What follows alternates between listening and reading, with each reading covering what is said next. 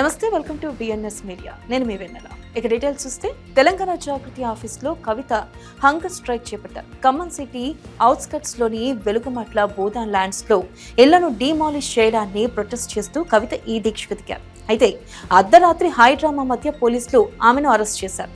అరెస్టుతో తన ఫైట్ ని ఆపలేరని కవిత క్లారిఫై చేశారు. ఖమ్మం అంబేద్కర్ భవన్ దగ్గర నిన్న నైట్ ఆమె దీక్ష స్టార్ట్ చేయగా పోలీసులు కస్టడీలోకి తీసుకున్నారు. మార్నింగ్ ఆమె దీక్షను డిస్టర్బ్ చేసి హైదరాబాద్ కి షిఫ్ట్ చేశారు.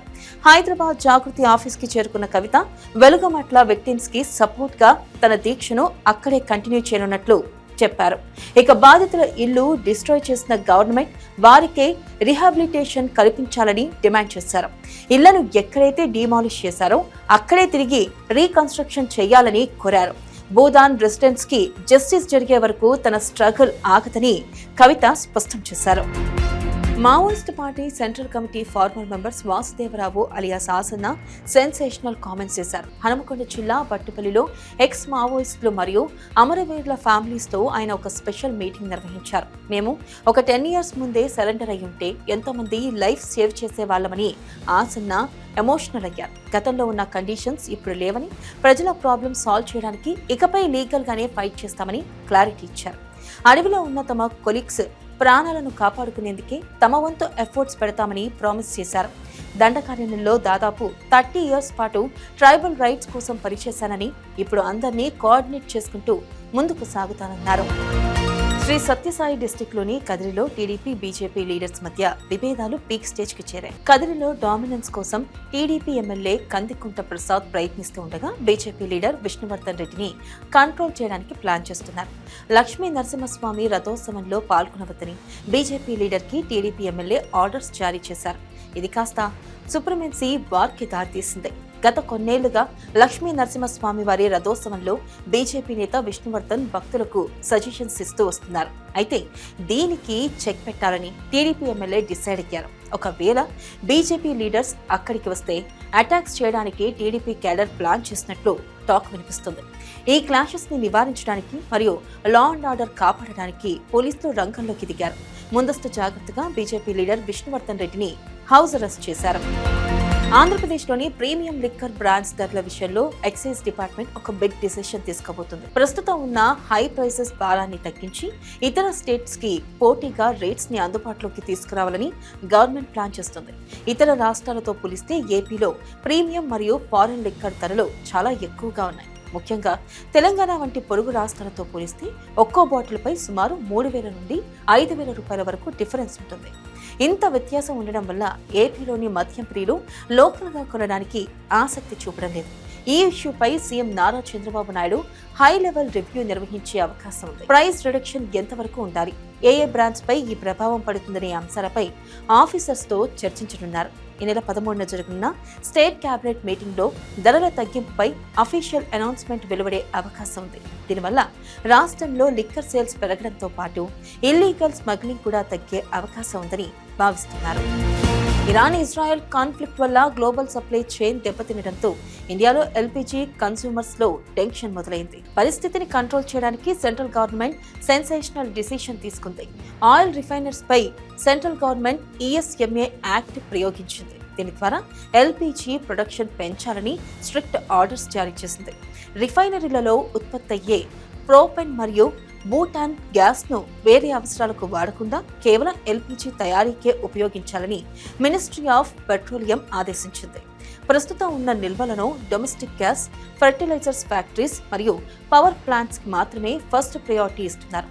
హోటళ్లు, రెస్టారెంట్లు వంటి కమర్షియల్ యూజర్స్ కి గ్యాస్ సరఫరాపై రిస్ట్రిక్షన్స్ విధించారు. కేవలం హాస్పిటల్స్ వంటి ఎసెన్షియల్ సర్వీస్ కి మాత్రమే మినహాయింపు ఇవ్వగా గ్యాస్ హోర్డింగ్ మరియు బ్లాక్ మార్కెటింగ్ జరగకుండా ఉండడానికి 2 సిలిండర్ల బుకింగ్ మధ్య గ్యాప్ ను 21 రోజుల నుంచి 25 రోజులకి పెంచింది గవర్నమెంట్.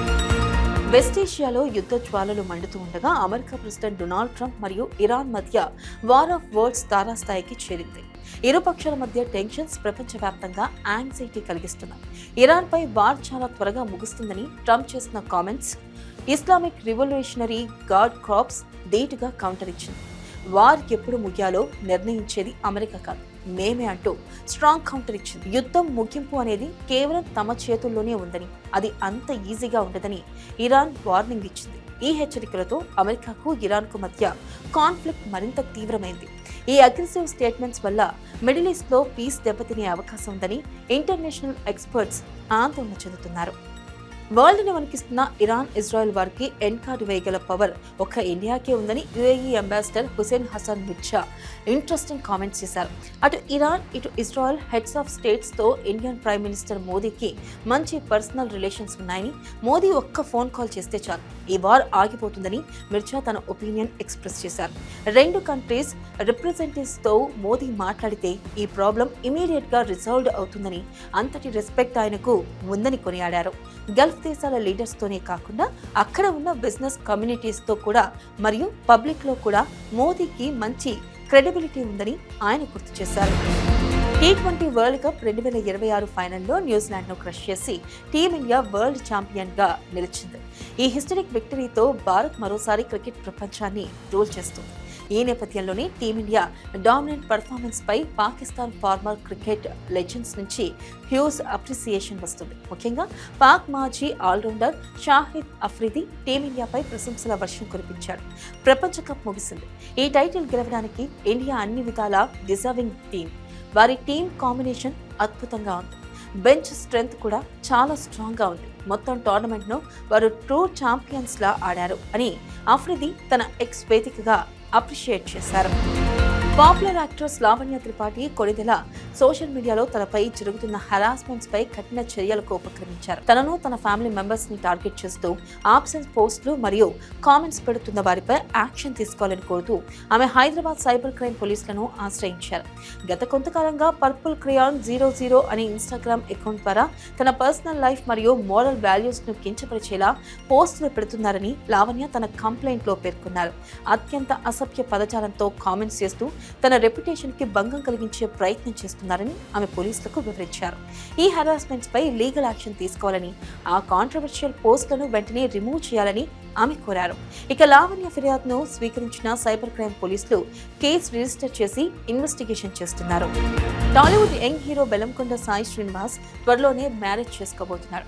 తన లైఫ్ పార్ట్నర్ కావ్యను సోషల్ మీడియా ద్వారా అభిమానులకు ఇంట్రడ్యూస్ చేస్తూ ఒక ఎమోషనల్ పోస్ట్ షేర్ చేశారు. తన ఫ్యూచర్ వైఫ్ కావ్యతో దిగిన బ్యూటిఫుల్ ఫొటోస్ ని షేర్ చేస్తూ తన జాయ్ ని పంచుకున్నాడు.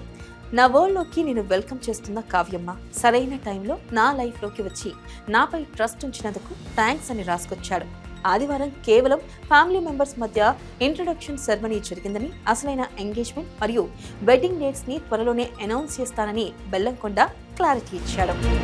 ఇవి బులెటిన్ అప్డేట్స్. మరిన్ని అప్డేట్స్ తో మళ్ళీ కలుసుకుందాం. Keep watching BNS media.